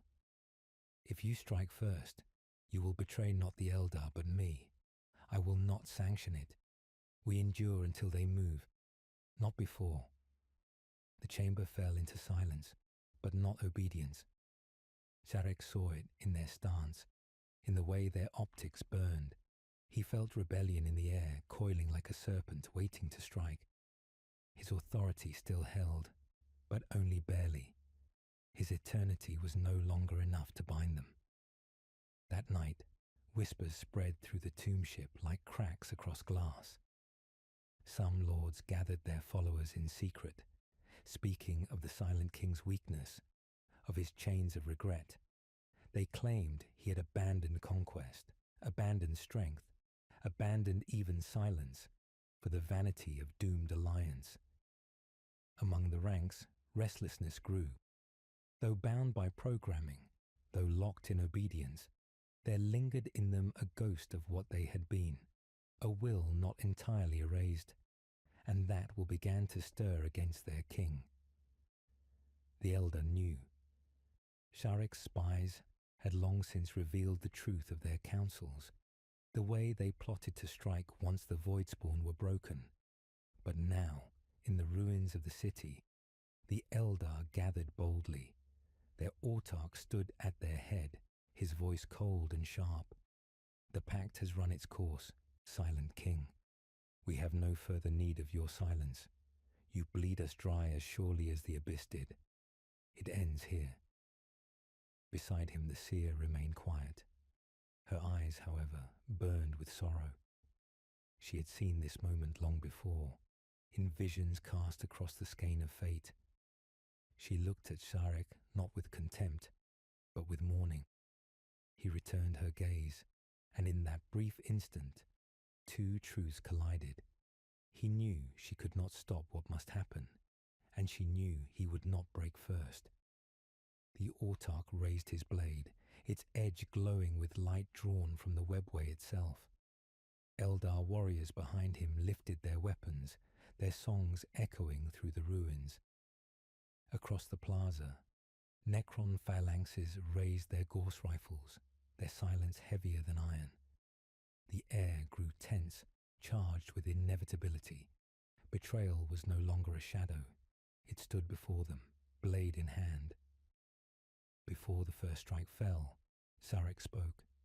His voice carried not anger, but a sorrow that made even the Eldar pause. I knew this path would end here. I chose it still.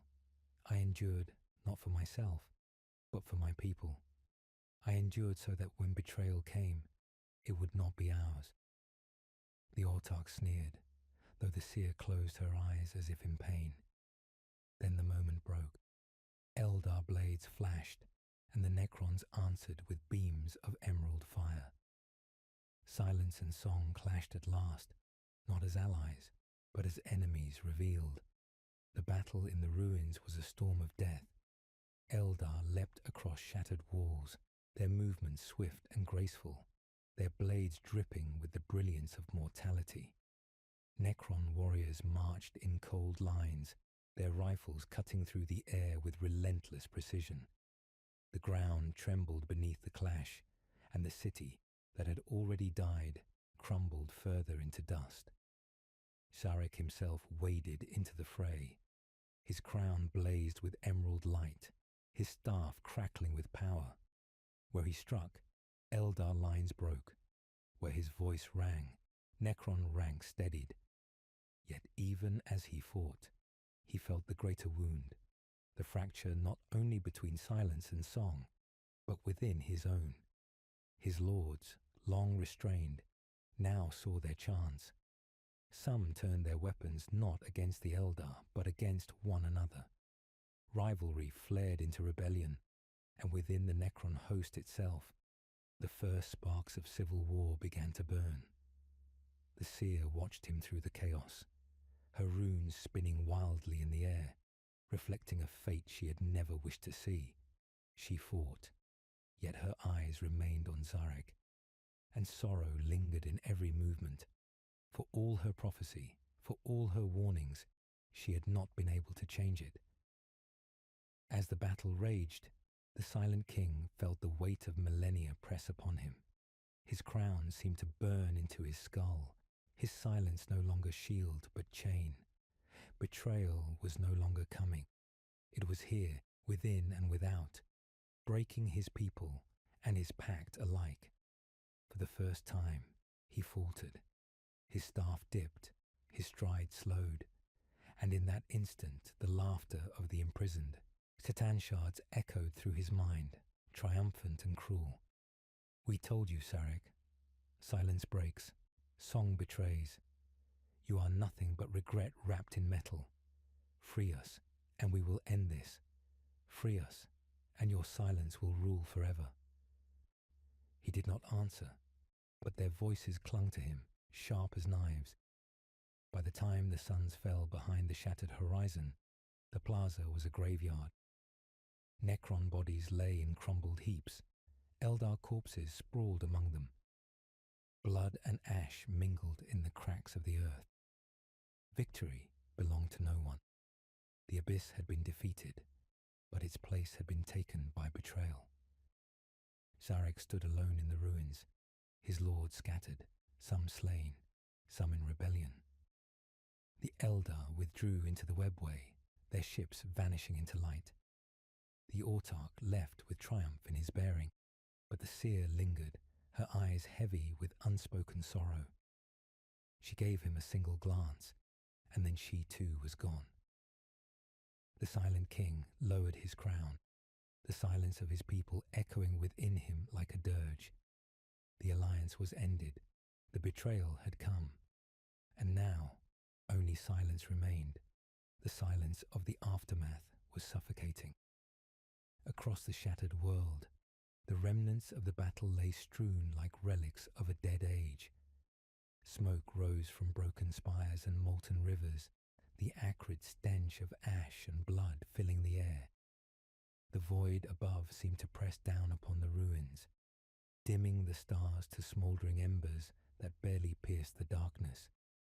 Sharek moved among the corpses of his own, their green eyes cold and unseeing, and the bodies of the Eldar, their pride extinguished beneath the weight of inevitability. The alliance had ended in betrayal, as he had known it would, yet the sting of it burned deeper than foresight could prepare him for. The Silent King's lords gathered around him, their optics flaring with fury, sorrow, and confusion. Some had survived the conflict with integrity intact. Others had faltered, turning against their own in moments of desperation. Their whispered grievances filled the air, a storm of accusation and lamentation. "You led us to ruin," one said, voice serrated with ire. "You chained our eternity to these mortals, and now their treachery is complete." The void itself would have shown more mercy. Sarek did not answer immediately. His crown glimmered faintly in the dim light, the weight of millennia pressing upon him. He looked out across the broken plains, at the rivers of molten stone that cut the earth like veins, at the crumbled spires and the scattered bodies, and he saw the cost of his choice laid bare. "I did not lead you to ruin," he said finally, his voice heavy, resonant with centuries of regret. "I led you to survival, and survival, even when poisoned by betrayal, is better than nothing." A murmur ran through the lords. Some recoiled, for they understood in that moment the depth of his sorrow, the burden of the crown they had long envied and feared. Others burned with hatred, for survival came at a price they had never agreed to pay. The Silent King turned to them, his optics narrowing, his form imposing even among the remnants of destruction. "You speak of betrayal as though it is mine alone," he said.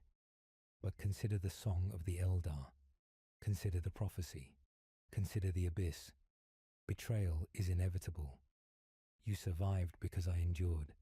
Do not mistake patience for weakness." Above, the void remained silent, as if the universe itself paused to witness the final unraveling of the pact. Even the Eldar autarch had vanished, his fleets retreating into the webway, leaving behind only echoes of their pride and the faint, mournful shimmer of their lost warriors.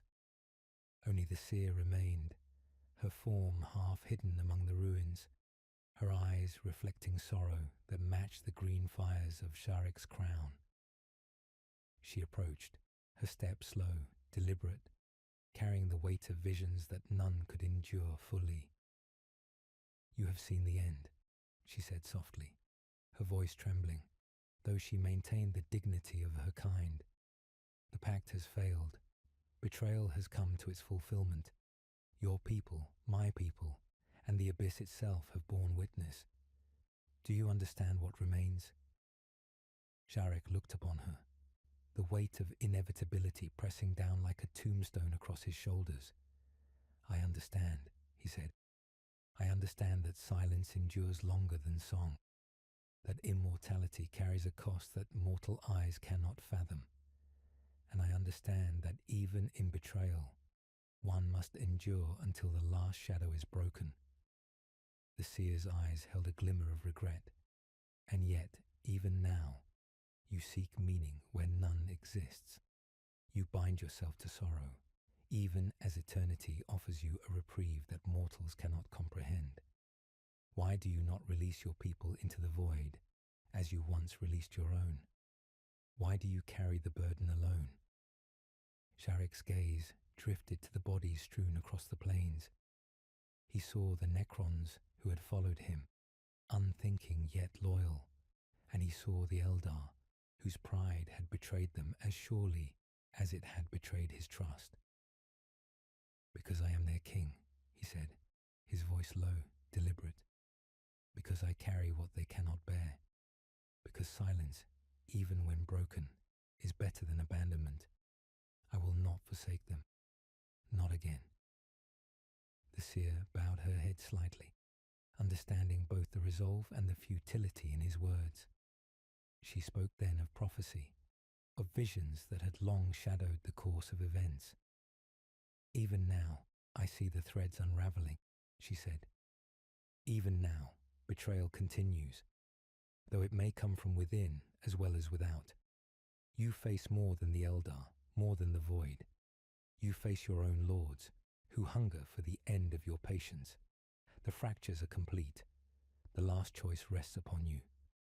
Sharek turned his gaze skyward, the dying stars flickering faintly through the clouds of ash and debris. He saw the void itself reflected there, a darkness without mercy, without song, pressing upon him with all the weight of eternity. He knew what must be done.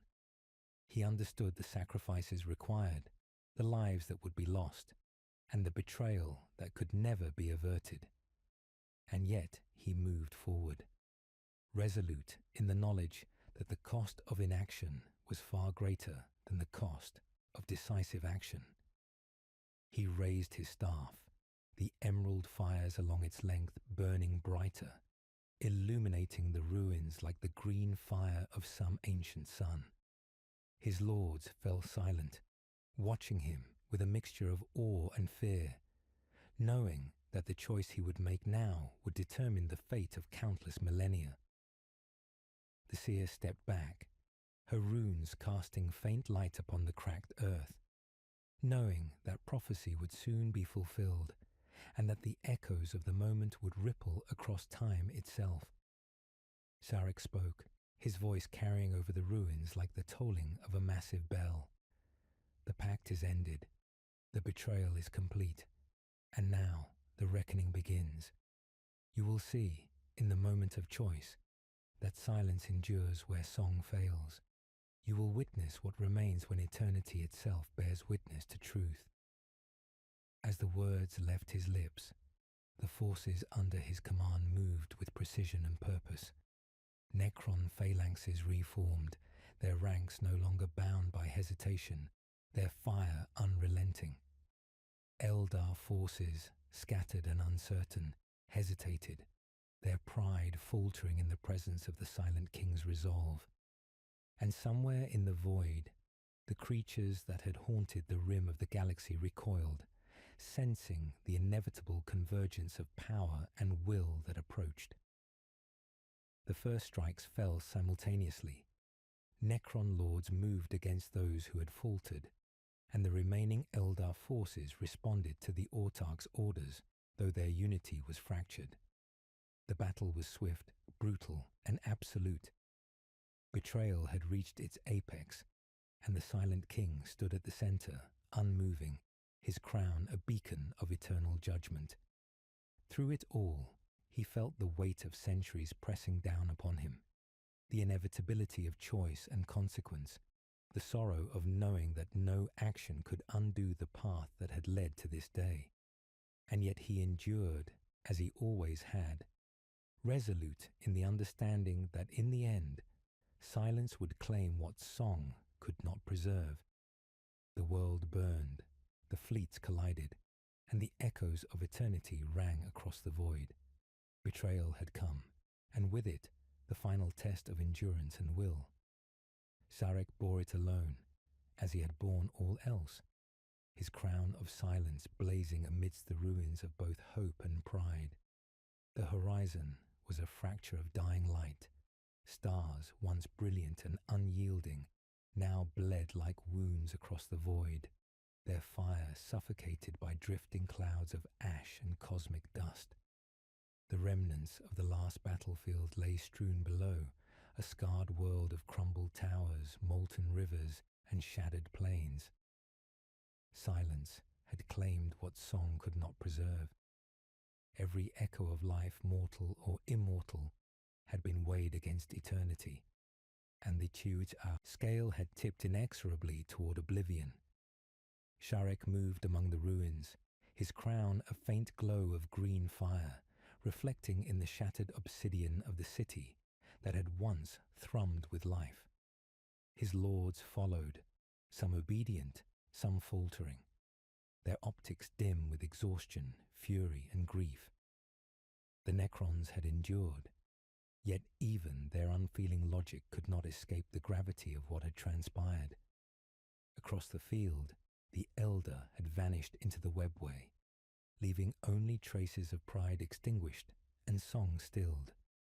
The alliance, fragile and fleeting, had crumbled, and Zarek bore the weight of that collapse like a tombstone pressing down upon his crown. He paused atop a plateau, overlooking the rivers of molten stone that had consumed so many. Their glow mirrored the fire of his crown, green against red, eternity against mortality. For centuries he had endured, witnessed betrayal, plotted strategy, measured patience. But now, in the stillness of finality, he felt the enormity of what silence demanded. To endure is to bear the consequences of every choice, and he had chosen paths that none could follow, for they were impossible to comprehend. His lords approached cautiously, their steps measured. One, older and scarred, dared to speak. "Majesty, the battle is over. The Eldar have fled. The Voidspawn are no more. Yet still the remnants murmur of treachery and ruin. What remains for us now?" Sharek did not turn immediately. He gazed across the horizon, where smoke and ash twisted with the dying light, and he spoke at last, his voice heavy, resonant, and yet suffused with sorrow. "What remains is silence, and it is sufficient. The galaxy bears the scars of eternity, the weight of betrayal, and the echoes of all who fell. We endure, because to do otherwise is to dishonor those who came before and those who followed after." Another lord, younger, less tempered by the centuries, hissed through his teeth. "We endure, yes, but to what end? The Eldar betrayed us at every turn. Their song was poison, their pride a blade. Why did you not strike them when the path was clear?" Zarek finally turned, his optics burning like twin emeralds set within the obsidian of his faceplate. His expression was unreadable, yet within the calm of his silence lay the depth of millennia. To strike first is to become the thing you most despise. Even betrayal has its purpose. Even failure teaches the cost of endurance. I did not act because patience itself was a weapon, and because the abyss still watched. I chose to endure, even at the cost of this world, even at the cost of all that I held dear.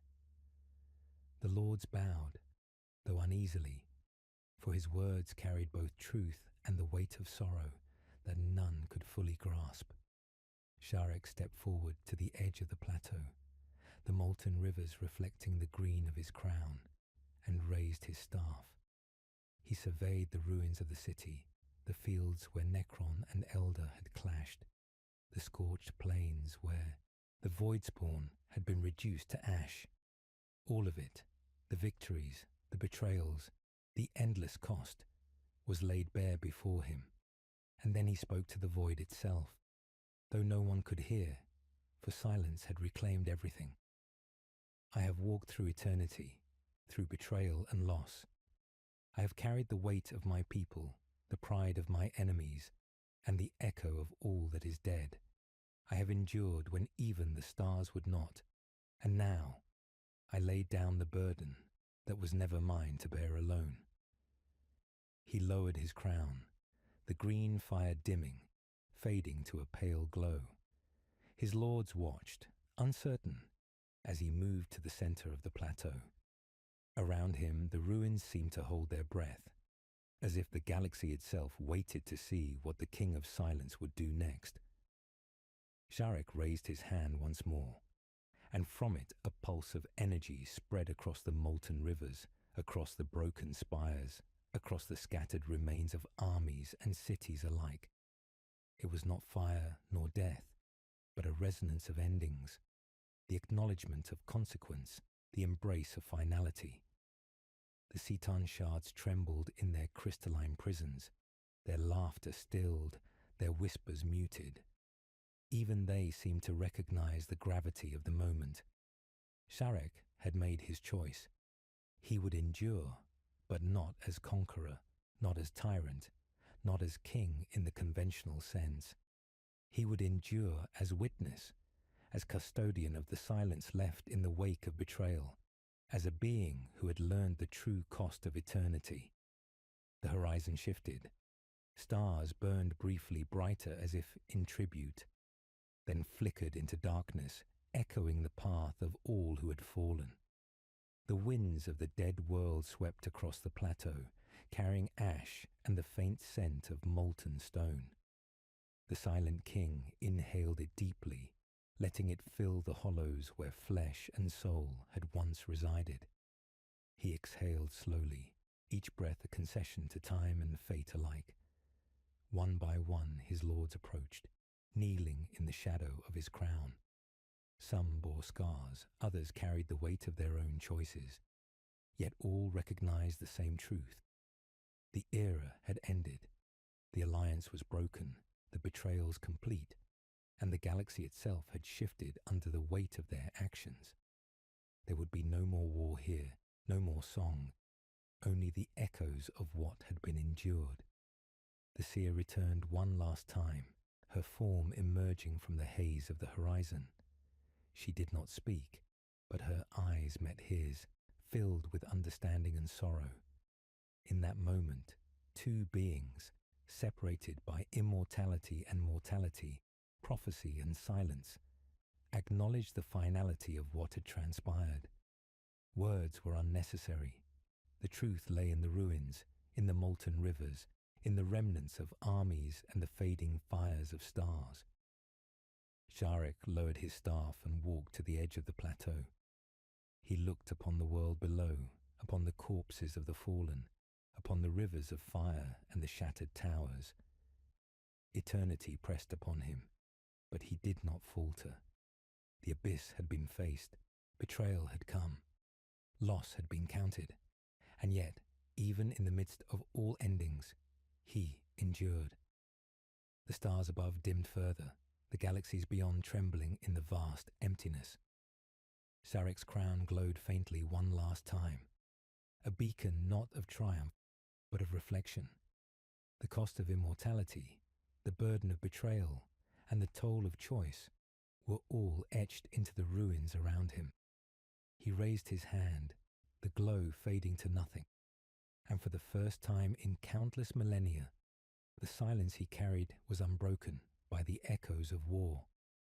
He knelt upon the ground, placing both hands upon the black stone. The molten rivers reflected the faint light of dying suns. In that stillness, He allowed himself a final whisper, not to his lords, not to the seer, not to the void, but to all that had been lost. All that remains is silence, he said, and in that silence I endure. The winds of the dead world carried his words across the shattered plains. Somewhere, the remnants of the Eldar fleets drifted in the webway, carrying the echoes of their pride and their losses. The lords of Necron armies, those who remained, lowered their weapons and watched. Even the imprisoned Citan shards seemed to still their whispering. Eternity had been witnessed, betrayal fulfilled, and the weight of consequence acknowledged. Zarek rose at last. His crown was extinguished, his staff lowered. The silence around him was absolute, final, complete. The world, broken though it was, seemed to exhale with him, releasing the tension of millennia. He turned and walked slowly across the plateau, each step deliberate, each movement a testament to endurance. He bore the weight of his choices and the cost of immortality alone, as he always had, and as he always would. The stars flickered one last time before fading, the void embracing the remnants of all that had been. Silence reigned, unbroken, eternal, and absolute. In it, Sharek, the silent king, found not victory, not joy, not triumph, but understanding. The end of the era was complete, and with it, the final lesson of eternity had been revealed. All that remains after betrayal, after loss, after immortality, is the enduring weight of silence,